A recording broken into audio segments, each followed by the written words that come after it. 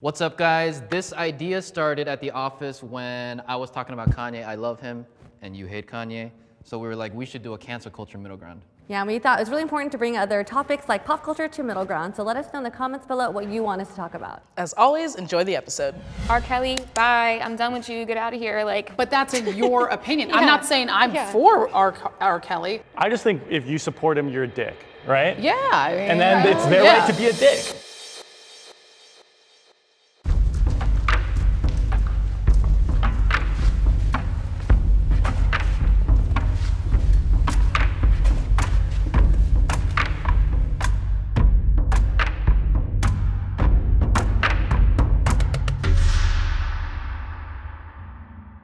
Hello, my name is Adib Kadir.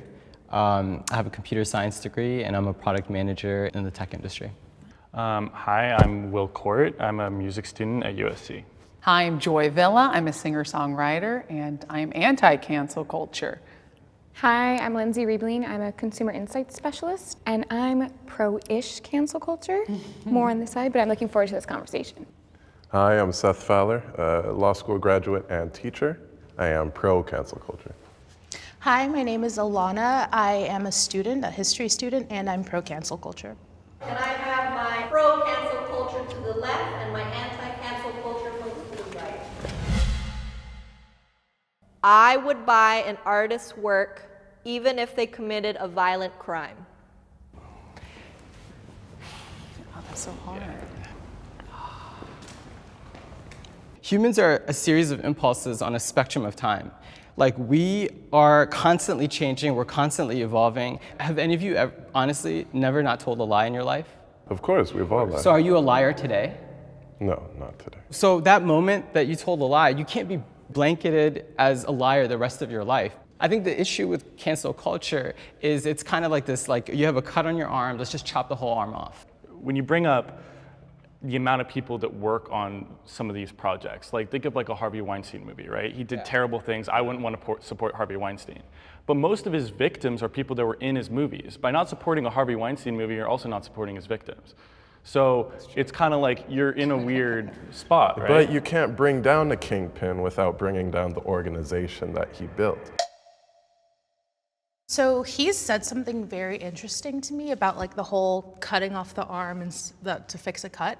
And I feel like the exact opposite, because when you talk about how like, oh, if you're canceling people, blah, blah, blah, and they have good inventions, it's like, there's so many smart people that aren't toxic. And it's like, when you cancel someone that is toxic, it's sending the message to other toxic people, you cannot get away with this. Here's how I think of it. Like, I have the right to stop this, and if other people want to do that also, and we bond together, like the power's in our hands, and I feel like, for me, I'm doing my part by choosing not to like mess with that person anymore. Yeah, I was gonna ask you a question though. Do you feel like you should be the one making the decision, or do you feel like YouTube or Spotify should make the decision for you and take down people who they feel like offended a certain segment of the population? I think it's two separate things. Like, I think I should have the power to make that decision, of course. That's a very personal thing for me. But so their music should continue to be sold and available? I personally don't think so. Just don't listen to it. Don't buy it. You yourself, absolutely, every individual has the right to say, hey, I don't like this. And you can even tweet about it and say no. But then to start a boycott, that's why I don't do boycotts. People have different morals. Like, I personally have the right, I withhold the right, I think all of us do, to not go and support these people we don't believe in. I would never tell you, wait, I'm gonna go see XYZ movie and you have to too. If you say no, you have that right. What cancel culture does is saying, I'm not gonna see this person because I don't like this person and nobody else should either. And that's why I hate it. Cancel culture is out of control. Okay. Oh, wow. When it started, I think it was a good thing. It's like the Me Too movement, a good thing. But when you get the court of public opinion involved, I tell you, it becomes so horrible. I am an artist. I've legitimately hit #1 on Billboard. People think, oh, I don't run my social media. I absolutely do. I read comments, I respond, even negative ones. When people say, I hope you die, somebody should kill your family. You should get raped so that you have a baby illegitimately and you can, I mean, it is online bullying. Cancel culture rationally is overall a net positive, I think. But there are sects of cancel culture, like the toxic people that issue the death threats. And of course, those need to be excised. Cancel culture originated out of compassion, the voice for the voiceless, being able to vote with your wallet, make a stand, your little retweet, your little like, turning things viral that wouldn't get seen.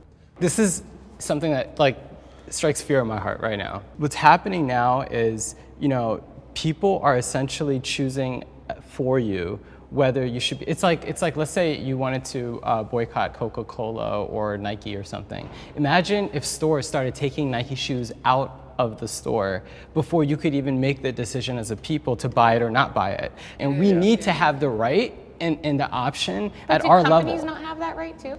Yeah, I don't think that they're trying to make you not buy the product. I think that they're saying, as a company, we do not agree with this, so we're not going to sell your product here. When record labels stop playing their music or whatever, I feel like it's justified, specifically for victims, because when it gets out that that person did something like that, their music skyrockets. And for the victim, seeing that they're getting so much support for that, right? And then once the Especially when they're cases dead. are over, then sure, you could play their music more if they are innocent. But it's also like the justice system isn't always right. Honestly, I've said this before, I think the pendulum has swung the other direction, and yes, maybe it's getting a little string, but I also think sometimes that's necessary for change. For so long, we let everyone get away with everything, and there was only one voice as part of the conversation, and it was right, and it was mostly white men back in the day, versus now we have a platform where everyone can share their opinion. You're like, hey, that makes me uncomfortable. And I think some people are going to have to be made examples of in order to set precedent in what's acceptable for us, our generation, and the society today. The public should hold celebrities accountable when the justice system fails.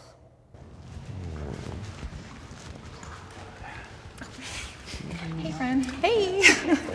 R. Kelly is the first name that comes to mind because he has sex tapes that show his face, and people are still like, he didn't do it. We love R. Kelly, he would never. And most of the time when it's a celebrity being convicted, they can always buy their way out. That's exactly who came to mind for me too. Immediately I was just like, ugh, first of all, how many times, okay, join the crew. Yeah, what's up? How many times in the United States justice system have we seen guilty people get off innocent and then you find off years later that happened? If the justice system doesn't come through, we as a people shouldn't just take that and be like, okay, well, I guess he's innocent. No, he did that, and let's take away his platform, and we will take that power away from him. The justice system is it's just so imperfect, it's unbelievable, and I think that situations like Jussie Smollett, I think that the justice system in those situations have failed. If we don't support the justice system a little bit, then it's kind of anarchy. But at the same time, I think that it's an individual decision, as the individual has the right to kind of not support them, or to do whatever they want to do. I don't think we should show up at his house and beat him up. Yeah, no, just nothing extreme. Nothing extreme. If the justice system fails, what's important and what's happening now is that we do look at replacing, whether it's the district attorney or whatever the system is that's causing it to fail. People should go and address this so the next millions of people that go through that system go through a just system. I think we all completely agree with that. The justice system needs to be fixed, but I do think the reason cancel culture started and when it originally derived was because to be 100% right, that takes so long. For our entire government and justice system to evolve into your idealistic view of it is not happening next year. I think we're making change, I think it's happening, but I think our generation that spawned cancel culture was we don't have time. Right. We have the same problems with cancel culture as we do with the justice system. There's a lot of people that got the death penalty, right? We're giving people their careers the death penalty by public, and kicking them out forever and saying we never want you back, right? Are we? Because I've canceled the NFL since Colin Kaepernick. What if they're wrong? And they're You know what I mean? still What if kicking strong. but what if we're wrong? Right. If it was accountable culture, I'd be on that side. Cancel. When I cancel you, you don't exist. Deleted. Bye. Get out of here. No more money. We're done with them. Cancel. We're just as imperfect as the justice system. But R. Kelly, bye. I'm done with you. Get out of here. But that's in your opinion. I'm not saying I'm for R. Kelly. but I still don't want all his music erased. Like all of a sudden it's like he's guilty before a court of law. Even people I don't support, I still want them to go to the justice system because fairness matters. We've already been through this throughout history. I just think if you support him, you're a dick, right? Yeah, I mean, And then it's their right to be a dick. But it's their right to be And a it's dick. our right to hate them. And it's our right That's right. not That's to First buy Amendment. from them. Right.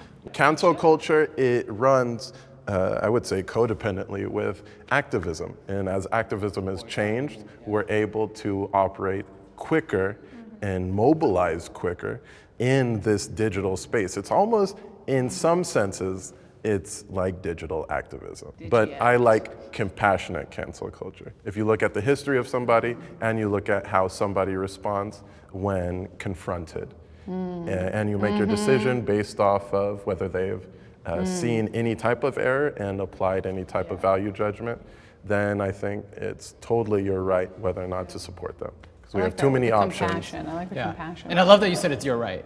I just think what's most important about anything is that if you're going to stop listening to someone, stop supporting someone, you know, do your research and make the moral decision for yourself of whether you want to support them or not. And that's all you can do as an individual. It's an individual decision. We all kind of have the same opinion on a level. For the most part, we think that people deserve consequences, but I feel like we think it to more of an extreme. Awesome. Good talk, good talk. Good talking to you, man. Hey. I learned so much from you guys.